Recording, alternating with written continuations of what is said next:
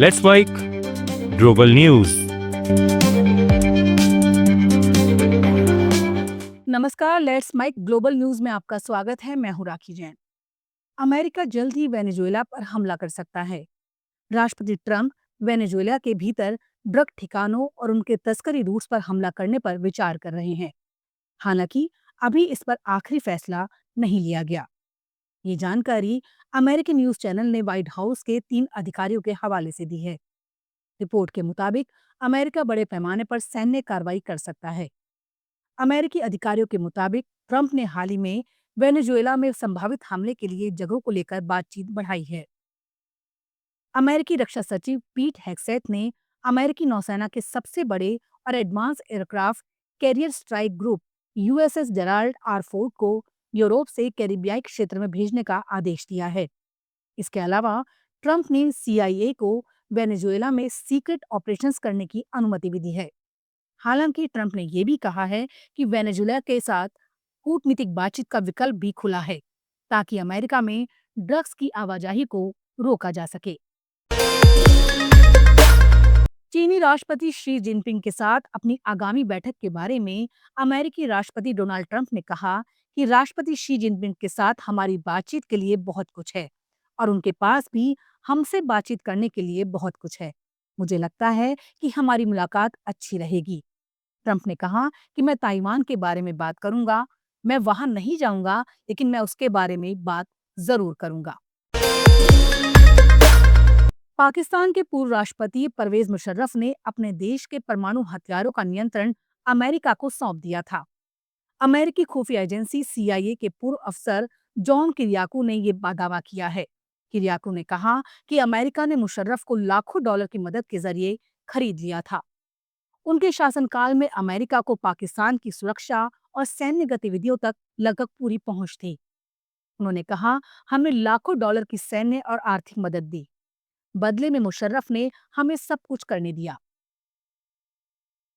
Kiriakou ने बयान news agency ANI को दिए इंटरव्यू में दिया। उन्होंने ये भी कहा कि मुशर्रफ ने दोहरे खेल खेले। उन्होंने एक तरफ अमेरिका के साथ दिखावा किया और दूसरी ओर पाकिस्तान की सेना और चरमपंथियों को भारत के खिलाफ आतंकी गतिविधियां जारी रखने दिया। संयुक्त राष्ट्र में भारत के स्थायी प्रतिनिधि पर्वतनेनी हरीश ने पाकिस्तान से कहा कि अवैध कब्जे वाले कश्मीर में मानवाधिकारों का उल्लंघन बंद करे।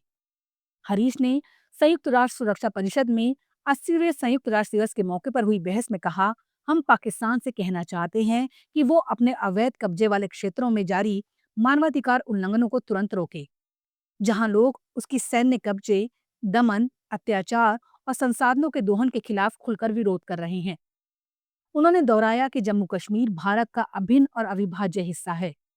हरीश ने कहा, जम्मू कश्मीर केंद्र शासित प्रदेश था, है और हमेशा भारत का हिस्सा रहेगा। यहाँ के लोग भारत की लोकतांत्रिक परंपराओं और संवैधानिक ढांचे के अनुसार अपने मौलिक अधिकारों का उपयोग करते हैं। पाकिस्तान के लिए ऐसे सिद्धांत बिल्कुल अजनबी हैं। हरीश ने संयुक्त राष्ट्र के योगदानों का जिक्र करते हुए कहा कि द्वितीय विश्व युद्ध के बाद ये संगठन शांति और सुरक्षा की उम्मीद के प्रतीक के रूप में उभरा है। थाईलैंड की राजमाता सिरकिट का शुक्रवार को निधन हो गया। वो 93 वर्ष की थी। रॉयल हाउस होल्ड ब्यूरो के मुताबिक सिरकिट ने बैंकॉक के एक अस्पताल में अंतिम सांस ली। 17 अक्टूबर से उन्हें ब्लड इन्फेक्शन की समस्या थी और इलाज के बावजूद उनकी हालत में सुधार नहीं हुआ। पिछले कुछ सालों से उनकी तबीयत ठीक नहीं थी और वे सार्वजनिक जीवन से दूर थीं। उनके पति राजा भूमिबोल अदुल्यालेज का निधन अक्टूबर 2016 में हुआ था। उन्होंने ग्रामीण गरीबों की मदद, पारंपरिक हस्तशिल्प को बढ़ावा देने और पर्यावरण संरक्षण के लिए कई परियोजनाओं की शुरुआत की थी। 88वें जन्मदिन पर उनके बेटे राजा महा वजिरालोंगकॉर्न और अन्य शाही सदस्य उन्हें अस्पताल में देखने पहुंचे थे। उनका जन्मदिन 12 अगस्त देश भर में मदर्स डे के रूप में मनाया जाता है।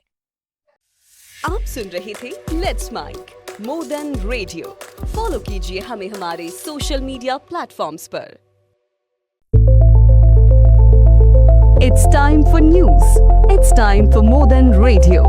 Presenting the first radio news app, Let's Mic. Let's Mic, a news-based app on your phone where you get to